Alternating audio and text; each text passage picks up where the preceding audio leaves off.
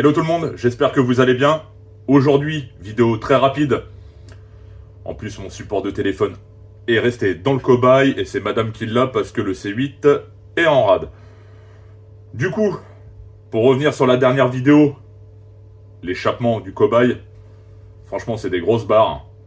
Le côté discrétion et on ouvre en grand, c'est parfait. Vous en faites pas, de toute façon, il y aura des vidéos traitant du sujet un peu plus poussé. Et bien sûr, ça se finira chez Motortech. En parlant des loulous de Motortech, le X3, bien sûr, au vu des éléments que j'ai pu supprimer, va y passer également. On va faire un petit point rapidement. Dans la dernière vidéo, vous aviez pu voir le collecteur démonté tel quel, où on avait remplacé juste un bouchon, histoire de vous faire voir. Bon, là, remonté dans les règles de l'art, il n'y a plus qu'à... Je l'ai même nettoyé à mort, parce que clairement, même les conduits étaient bouchés, je pouvais même pas y mettre le doigt dedans. Alors, je te laisse imaginer la calamine qu'il y avait à cet endroit-là, là, dans le coude, là. Donc bon, tous les joints neufs, prêts à remonter. Pareil, il y avait le capteur de pression de suralimentation qui était complètement bouché. Comme je vous en ai fait part, faites attention au modèle de votre EGR. Là, dans ce cas-là, c'était celui-ci, mais il en existe plusieurs. Pour nos séries 5, pardon, ainsi que les E46, enfin toutes les premières générations, globalement, vous allez tomber sur ceci, avec les durites et le collier acéré. Là, c'est le système de clips, d'accord? On va avoir la variante, c'est celui-ci, pour les volets papillons. Il en existe sûrement d'autres, mais bon, là, je pense clairement, déjà, on a le gros des suppressions. Bien sûr, dans le kit de suppression, on va retrouver le petit bouchon qui se trouve au niveau du collecteur, et pour le cas des refroidisseurs EGR, ceci et ceci, les petits bouchons, avec la petite vis ici pour purger. Qui dit remplacement de cet élément, enfin, suppression de cet élément, dit vidange du circuit de refroidissement, hein, sinon vous allez en foutre absolument partout. Dans la dernière vidéo également, je vous avais fait part du remplacement des durites de dépression, avec le petit schmilblick qu'il y avait par ici. C'était quoi? Ah oui, qu'il y avait un des conduits qui était complètement bouché, c'était celui des supports moteurs. Donc là, les supports moteurs devraient être de nouveau opérationnels, ce qui n'était pas le cas avant. Passage chez Motortech, comme je vous en ai fait part, c'est tout simplement ceci. C'est que l'affiche ici, qui pilote l'électrovanne pour les volets de turbulence, a été supprimée. Pareil pour la vanne EGR. La vanne EGR, ici, bouchée. Donc, passage par la suppression électronique oblige. Je vous disais que c'était la suppression version simplifiée, c'est qu'il existe la version plus propre. C'est-à-dire que vous prenez cette durite-là, j'avais mis la référence, enfin j'avais donné la référence dans la vidéo où on peut voir le E61 en fond, ça date un peu, mais en gros, c'est ce que j'avais fait. Remplacement de celle-ci, remplacement de la durite aussi également au niveau du radiateur ici. Ce qui fait qu'on se retrouve comme si en fait cet élément-là n'avait jamais existé.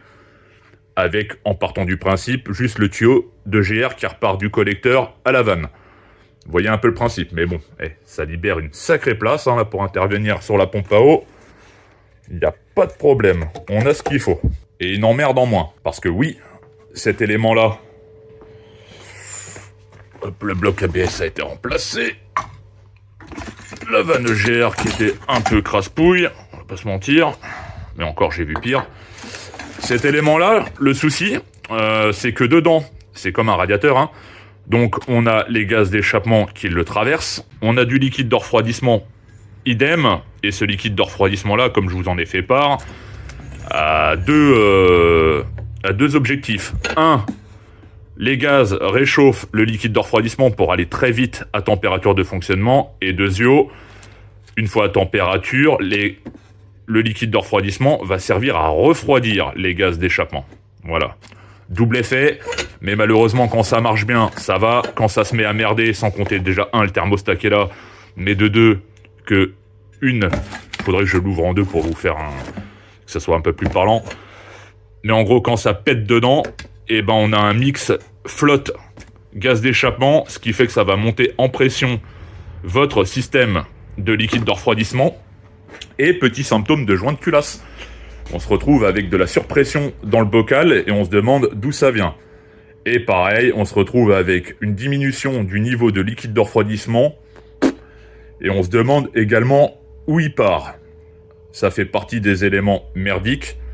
Et en plus, autre élément qui peut faire ce genre de choses, bon en général là ça se voit un peu plus clairement, c'est le refroidisseur ici. On a exactement le même principe. Bon là pour le coup, pour le supprimer, faudrait l'excentrer. C'est ce que je compte faire. Vous en faites pas, ça fait partie des nombreux éléments sur lesquels je travaille en parallèle. Il y a du boulot. Hein. Mais en gros, même principe, on a le liquide de refroidissement et l'huile qui passe dans un seul et même radiateur, hein, celui-ci. Hein. Et le problème qui se passe, c'est quand ça vient soit à péter à l'intérieur du radiateur lui-même, l'échangeur, ou que le joint pète, on se retrouve avec de l'huile dans le liquide de refroidissement et inversement, on a une diminution de la flotte parce que la flotte va venir se balancer également dans le bloc, se mélanger avec l'huile et puis s'évaporer au fil du temps. Mayonnaise Land. Du coup, je vous prenais en vidéo avant que je remonte le collecteur d'admission parce que, bon là, c'est clean. Mine de rien, sans le pilotage du rail pour les clapets, ça fait de la place. On se retrouve avec des conduits dignes de ce nom pour laisser passer un max d'air plutôt que ces choses-là, d'accord? Saloperie. Dans le kit de suppression GR, il m'avait mis ceci, mais j'ai rien compris à leur connerie. Ça, c'est quand on veut garder le système complet, qu'on veut juste le boucher. Voilà, c'est ce qu'on peut retrouver dans un kit. Les vis. Tout ça, ça sera pour le nouveau propriétaire. L'électrovan pour piloter les clapets. Et d'ailleurs, en parlant de nouveau propriétaire, vous aurez une vidéo dédiée, parce que je comptais faire une petite vidéo avec lui. Vous verrez ça très prochainement. Mais bon, partez du principe qu'il est vendu. Et ceci par rapport à la boîte de transfert que j'ai mis en stand-by, comme je vous l'ai dit, en attente de résoudre déjà tous les petits soucis qu'il y avait. Donc l'intégralité des fluides, filtres, j'en passe, les durites de dépression, etc. Bloc ABS changé, je m'en suis cassé les mains. Mais bon, une bonne chose de faite. Pareil, ordinateur oblige avec le logiciel. Bon là c'est Ista, mais bon il en existe d'autres, hein, ceux qui ont des mallettes complètes dédiées. Il faut réenregistrer le nouveau bloc. Pour ça, la manip, comme je vous en ai parlé, avec l'outillage qui va bien. Ce qui a permis de résoudre le problème de DSC complètement dans les choux. Mais, bien sûr, ça a permis de filtrer le reste des défauts. J'avais également la boîte de transfert où ça me mettait défaut d'huile. En gros, que l'huile n'était plus OK. En sachant que j'ai regardé physiquement, il n'y a pas de capteur. Donc je me suis demandé qu'est-ce que c'était que ces conneries. Et en fin de compte, non, c'est que également au PC, avec Ista, il faut signaler le remplacement de l'huile. Voilà.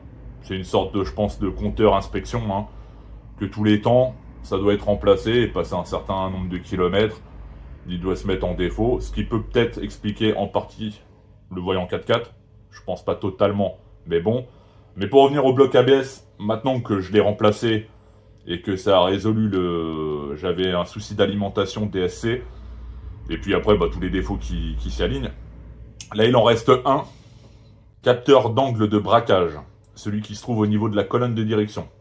Donc, maintenant que j'ai tout purgé correctement,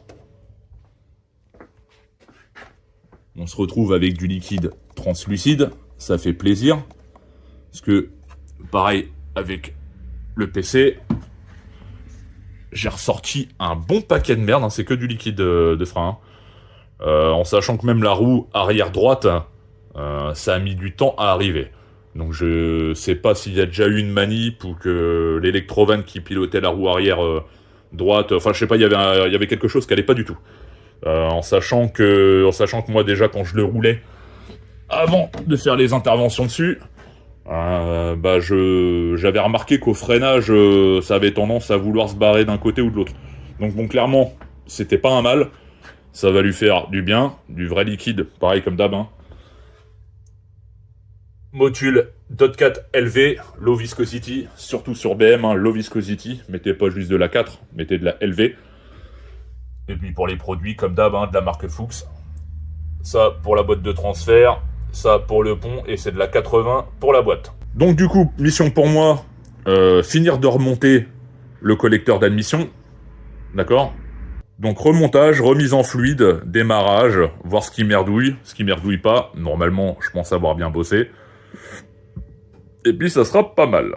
C'était une vidéo très rapide sur le sujet du X3, en sachant que bon, une fois terminé, je vous le présenterai quand même avant la vente, c'est mieux.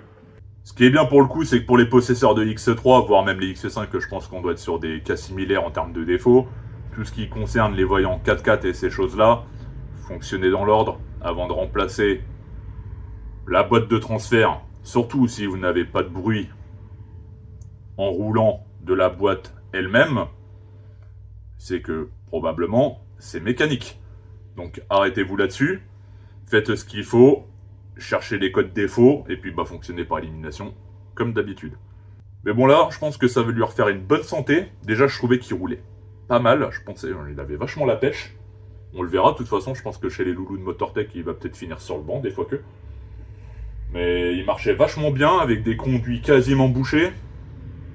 Un capteur de pression qui était bouché également. Lui aussi pareil, je me demande comment ça arrivait à prendre la pression correctement. J'ai vu par contre qu'il n'y a pas de... Il n'y a pas de capteur de température comme on peut retrouver sur les D2, hein, en règle générale. En général, là-dessus, sur ce conduit-là, on a un capteur qui est là. D'ailleurs, on va aller voir le 61 rapidement, parce que lui aussi, je saute partout. Mais bon, bonne machine. Plus qu'à fignoler, le capteur d'angle, et puis on sera pas mal. Hop. Concernant la E61, comment te dire, ça suit son petit dépouillage. C'était quoi cette merde? Ouais.